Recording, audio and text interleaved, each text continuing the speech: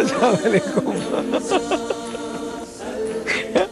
کاش جی بالکل رمضان ہے تو رمضان میں کیا مطلب ہنسنا مسکر میرے کان میں آواز آ رہی ہے کہ بھائی رمضان ہے تو رمضان میں ہنسنا مسکرانا منع ہے. یار آپ مسکراہٹے پہ کھیریں. بات اتنی خوبصورت ہوئی تھی میں وہ کر نہیں سکتا بات نہیں تو واقعی ہم بہت کچھ ہمیں بھی انعام ملے گا. لیکن بات بہت اچھی تھی, بات بہت تھی حامد صاحب. یہ بڑی اچھی بات تھی. کاش میں ادھر والے شو پہ ہوتا آپ کو اس بات کو کھل کے انسان ہنس یہ سکتا بات تھا. آپ کاٹ دیں ورنہ ہم کٹ جائیں گے. اچھا ہم بات کر رہے تھے باطنی پاکیزگی کی. اب ظاہری پاکیزگی کی طرف آ جاتے ہیں کہ جو انسان کا جو رکھ رکھاؤ ہوتا ہے اس سے بھی بہت کچھ. کیا آپ سمجھتے ہیں کہ جب انسان خود صاف ستھرا فیل کر رہا ہوتا ہے تو اس کے کانفیڈنس میں اضافہ ہو جاتا ہے؟ بالکل آپ کے اعتماد میں اضافہ ہوتا ہے, اور نہ صرف آپ کے اعتماد میں اضافہ ہوتا ہے بلکہ آپ اپنے آپ کو اندر سے مضبوط محسوس کرتے ہیں. جو آپ کی ظاہری صفائی ہے اور اس سے آپ ایک بہت گڈ فیلنگ آپ میں آ جاتی ہے, اور پھر جو آپ کے اندر ایک وائبریشن پیدا ہوتی ہے, آپ کے اندر سے کچھ لہریں اٹھتی ہیں, آپ کے اندر سے ایک روشنی نکلتی ہے, اور وہ روشنی آپ کے چہرے سے آپ کی آنکھوں سے دوسرے لوگوں میں منتقل ہوتی ہے. یہ جو میں بات کر رہا ہوں یہ کو میں نہیں you're right. ادبی استعارہ استعمال نہیں کر رہا, نہ ہی میں کوئی ادبی بات کر رہا ہوں, نہ کہ میں یہ فلائٹ آف امیجنیشن یا میرے تخیل کی پرواز نہیں ہے. یہ کئی دفعہ آپ ٹرائی کر کے دیکھیں کہ آپ وضو کریں, نماز پڑھیں, اس کے بعد آپ صبح اٹھ کے جب دفتر جا رہے ہوتے ہیں, دفتر میں پہنچتے ہی آپ اپنے کولیگز کو جب ملتے ہیں مسکراہٹ کے ساتھ, ایک صاف ستھرا, اگر آپ بالکل صاف ستھرے ہیں اور اندر سے بھی صاف ہیں باہر سے بھی صاف ہیں, تو لوگوں سے مسکرا کے بات کریں اور دن کا آغاز کریں اس طریقے سے, اور سچ بولیں سب کے ساتھ, اور کسی کا برا نہ سوچیں, تو دوپہر تک ایسے لگے گا آپ کو کہ بالکل آپ تازہ دم ہیں. اس کے بعد پھر سپہر ہو جائے گی, آپ اپنے آپ کو تازہ دم محسوس کریں گے. اس کے بعد آپ دفتر سے واپس گھر آ جائیں گے, تازہ دم آئیں گے آپ. فائدہ ہی فائدہ اس میں. It is true. نہیں حامد بن صاحب نے جو گفتگو کی نا, اس پر مجھے ایک حدیث پاک یاد آ گئی مسکرانے پر. یعنی کہ سرکار دو عالم صلی اللہ علیہ وسلم کا فرمان ہے کہ مسکرانا جو ہے یہ صدقہ ہے. بالکل صحیح. ٹھیک ہے. اچھا دوسری بات یہ کہ ہم نے جو اچھا مسکرانا صدقہ ہے, میں آپ کی بات کاٹ رہا ہوں, لیکن یہ ابھی ہنس رہے تھے, وہ مسکرانا نہیں. نہیں وہ تو ہنسنا کیا منع ہے؟ نہیں, مسکرانا اور ہنسنے میں فرق ہے. اچھا, اس لیے مسکرانا جیسے میں مسکرا رہا ہوں, یہ مسکرا رہے ہیں, آپ بھی مسکرا رہے ہیں زیر لب, تو یہ مسکرانا ہے.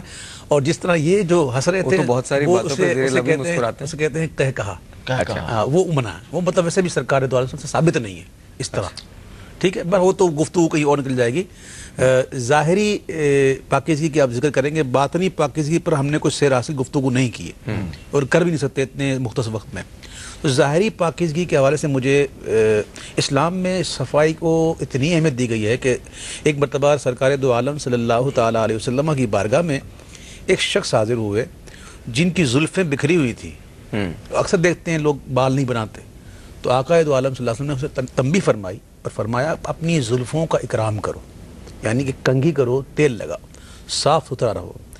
اور بھی کئی باتیں ایسی ہیں جیسے ہم لوگ جو ہیں وہ پبلک پراپرٹی ہیں, ہمیں اکثر لوگوں سے ڈیلنگ ہوتی ہے. بعض اوقات ایسا ہوتا ہے نصاہر بھائی کہ لوگ اتنا قریب آ کے گفتگو کرتے ہیں اور ان کے منہ سے اس قدر اسمیل آتی ہے کہ بندہ پریشان ہو جاتا ہے. اب دیکھیے نماز, تو آپ اتنے قریب کیوں جاتے ہیں؟ میں قریب نہیں جاتا, لوگ قریب آتے ہیں. نہ جا کے ٹھیک ہے, جہاں شہد ہوتا ہے وہاں مکھیاں آتی ہیں. ٹھیک ہے, بات یہ ہے کہ جماعت ترک کرنے کے جو عذر ہیں اس میں سے کئی عذر ہو سکتے ہیں, لیکن گندہ دہانی کا مرض جسے ہوتا ہے, جسے اکثر مطلب ایک بیماری ہوتی ہے جسے منہ سے بو آتی ہے, اس کو حکم ہے کہ وہ جماعت میں نہ جائے, مسجد میں نہ جائے. یعنی کہ ہر وہ کام جس سے لوگوں کو آر محسوس ہو, گھن آئے, کوئی ایسی چیز میں مبتلا ہے, کپڑے اگر ایسے پہنے ہوئے جس میں سے بو آتی ہے, تو اس شخص کو منع ہے کہ وہ مسجد میں جائے. نہیں, اگر وہ منہ میں الائچی رکھ کے مسجد میں جائے تو نہیں, وہ تو میں عرض کر رہا ہوں, اس میں کوئی اعتراض نہیں ہے. میں نے کہنے کا مقصد یہ ہے, اس پر میں گفتگو کروں. اللہ تعالیٰ کے بے شمار فرشتے ہیں اور ہر ایک کا ایک کام ہے, یفعلون ما یؤمرون, جو انہیں حکم دیا جاتا ہے وہی کرتے ہیں. کچھ فرشتے ایسے ہیں جو سجدہ کرتے ہیں تو سجدے میں ہی ہیں, کچھ قیام میں ہی ہیں تو قیام میں ہی ہیں, کچھ رکوع میں ہے تو رکوع میں ہی ہیں. اللہ تعالیٰ کے کچھ فرشتے ایسے ہیں ساحر بھائی, میں آپ سے بتا رہا ہوں کہ انہیں یہ سعادت حاصل نہیں کہ قرآن پڑھیں. یہ کچھ فرشتے ایسے ہیں جن کو یہ سعادت حاصل نہیں ہے, تو وہ کیا کرتے ہیں کہ جب ایک مومن قرآن پڑھتا ہے تو وہ ان کے لبوں سے اپنے لب لگا دیتے ہیں, اور جب انہیں اس کی اسمیل آتی ہے نا تو وہ بہت ان کو تکلیف ہوتی ہے. حضرت میں اپنی کیونکہ میں چاہ رہا ہوں کہ مجھے تھوڑی سی میرے بھی علم میں اضافہ ہو جائے. ہم جب روزہ رکھتے ہیں تو ہمارے منہ سے اسمیل آتی ہے. اسمیل آتی ہے. اسمیل آتی یہ اسمیل پسندیدہ ہے.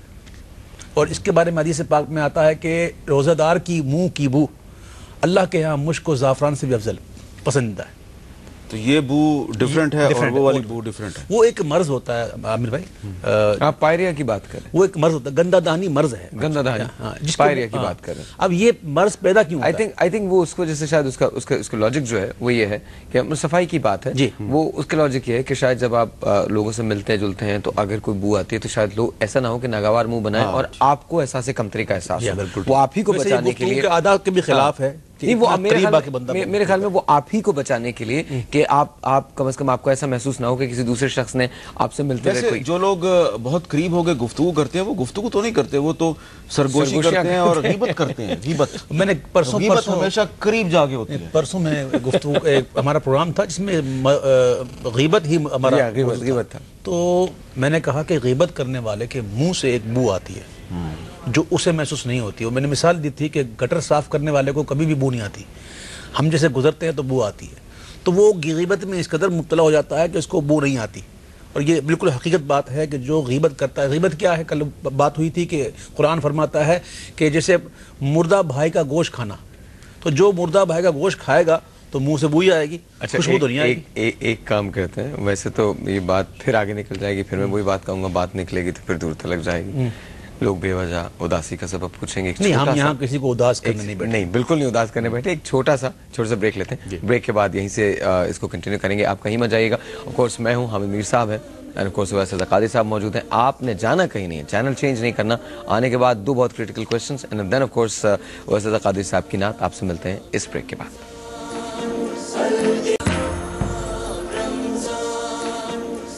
السلام علیکم ونس اگین, ایک مرتبہ پھر خوش آمدید آپ کو انعام رمضان کی اس ٹرانسمیشن میں. حامد میر صاحب تشریف رکھتے ہیں, اینڈ آف کورس ویس رضا قادری صاحب تشریف رکھتے ہیں.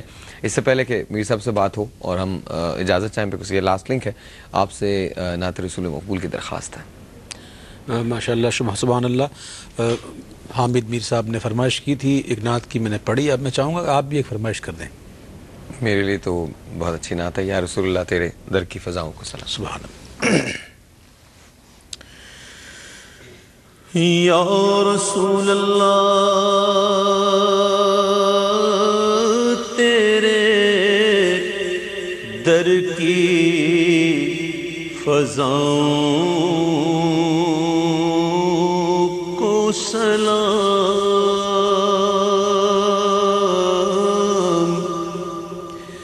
گنبد خضرا کی ٹھنڈی چھاؤں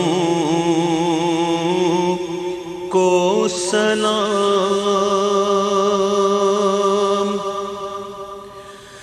مسجد نبوی کے صبح اور شام کو سلام.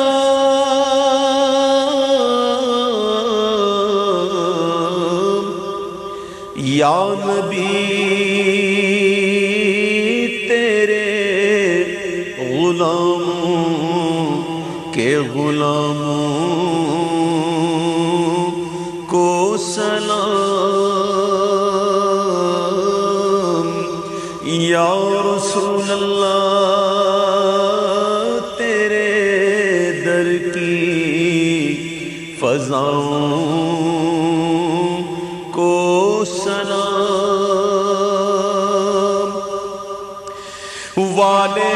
والہانہ جو طواف روضہ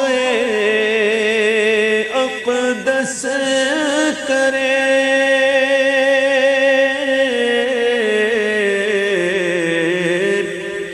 مست و بے خود وجد کرتی ان ہواؤں کو سلام. جو مدینے کی گلی کوچوں میں دے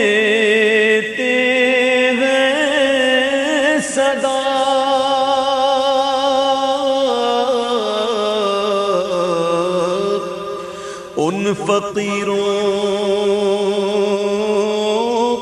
راہ گیروں اور گداؤں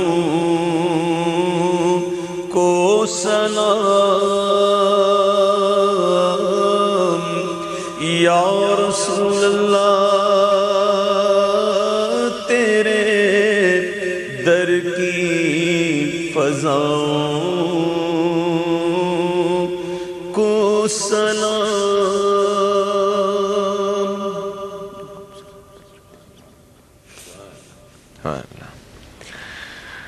کیا بات ہے، کیا بات ہے، پتہ نہیں کہیں دور لے جاتی ہیں بہت ساری چیزیں اور بہت قریب آ جاتا ہے، بہت قریب آ جاتا ہے. Anyway, آپ پولیٹیکل ٹاک شو ہوسٹ کرتے ہیں. ایک سوال جو میں آپ سے واقعی پوچھنا چاہتا ہوں پولیٹکس کے حوالے سے، جب ہم صفائی کی بات کرتے ہیں تو ہمیں ایک خاص چیز نظر آتی ہے پولیٹیکل ٹاک شوز میں. ہر شخص بیٹھ کے ایک دوسرے پہ کیچڑ اچھال رہا ہوتا ہے اور خاصا عجیب سا سما لگتا ہے. ایک پراگندہ سی فیلنگ آتی ہے کہ کیا سلسلہ ہے اس طرح سے. اور معذرت کے ساتھ آپ ہی کی بات نہیں، بہت سارے اور ٹاک شوز جو ہیں وہاں بھی اسی قسم کی صورتحال ہوتی ہے. اور کبھی کبھی میں نے آپ کو بھی جھنجھلاتے ہوئے دیکھا ہے، بہت سارے اور لوگوں کو بھی جھنجھلا جاتے ہیں کہ یار جو ایشوز ہیں کم از کم ان پہ تو بات کی جائے. ٹیل می، یہ کب درست ہوگی؟ یہ بھی ایک تو صفائی کا حصہ ہونی چاہیے نا کہ یہاں بھی لوگ کم از کم اپنی بات سے دیکھیں. آپ نے بالکل صحیح کہا، لیکن میرا خیال ہے اس کی ذمہ داری ان لوگوں پہ عائد ہوتی ہے جن کا عرصہ اقتدار پاکستان میں پولیٹیشین سے زیادہ رہا ہے. 1947 سے لے کے 2010 تک پاکستان میں 32 سال تک ملٹری ڈکٹیٹرز نے حکومت کی ہے اور 31 سال تک پولیٹیشنز نے حکومت کی ہے. ان ڈکٹیٹرز نے جو گندگی پولیٹیشنز میں انجیکٹ کی، وہ گندگی جو ہے وہ ہمیں پولیٹیشن میں تو نظر آتی ہے، لیکن ہم میں اتنی ہمت اور جرت نہیں کہ جو ڈکٹیٹر نے گندگی پھیلائی ہے اس کی طرف بھی ہم اشارہ کریں. اب یہ جو NRO ہے اس کی گندگی ایک ڈکٹیٹر نے پھیلائی نا. اس سے پہلے جو پولیٹیشنز میں پیسے تقسیم کرتے رہے، ISI secret fund scandal, Mehran bank scandal, وہ کیا ہے؟ وہ بھی ڈکٹیٹرز نے پھیلائی نا. یہ جو گندگی جو ڈکٹیٹرز نے پھیلائی ہے ہمیں اس کی طرف بھی توجہ دینی چاہیے کیونکہ یہی گندگی ہمیں پولیٹیشنز کے کردار میں اور رویے میں نظر آ رہی ہے. اچھا، پھر at the end of the day I think we all agree کہ اگر ہم چیزوں کو بہتر بنانا چاہتے ہیں تو انڈیویجولی ہم کو بہتر ہونا پڑے گا. اپنے آپ کو صاف کریں، اندر سے بھی باہر سے بھی. تو چیزیں صفائی نصف ایمان ہے. سر بہت بہت شکریہ، thank you so very much for being here on the show. بہت شکریہ آپ کا سر، آپ کا بہت بہت شکریہ. آف کورس آپ سے دوبارہ ملاقات ہوگی اور آپ کراچی تشریف لائیں تو please do come on the show. Thank you so very مچ، بہت بہت شکریہ. ہمارے پاس وقت بہت کم ہے. آف کورس آپ سے میری ملاقات ہوگی افطار کے وقت، لیکن جانے سے پہلے صرف ایک بات، جو ہمارا کنسنسس ہے وہ صرف ایک ہے، کنکلوژن جو ہے اس پورے شو کا وہ صرف ایک ہے کہ آئیے مل کے عہد کریں کہ اپنے آپ کو خود ایک ساتھ مل کے ظاہری طور پہ اور باطنی طور پہ اپنی کلینزنگ کریں گے. اس بارے میں پریشان ہونا چھوڑ دیجئے کہ دوسرا کیا کر رہا ہے اور کیوں کر رہا ہے. آپ پریشان ہوں کہ آپ نے کیا کیا ہے اور کیوں کیا. میں کتاب پڑھ رہا تھا تو اس میں ایک بہت خوبصورت سی بات لکھی تھی کہ میں اکثر اس بات پہ سوچا کرتا ہوں کہ دوسرا کیا کرتا ہے، جبکہ مجھے صرف یہ سوچنا چاہیے کہ میرا اپنا عمل کیا ہے. آپ سے ملاقات ہوگی ڈیفینیٹلی افطار تک. تب تک مسکراتے رہیے، پاکستان کی حفاظت کیجیے. خدا حافظ.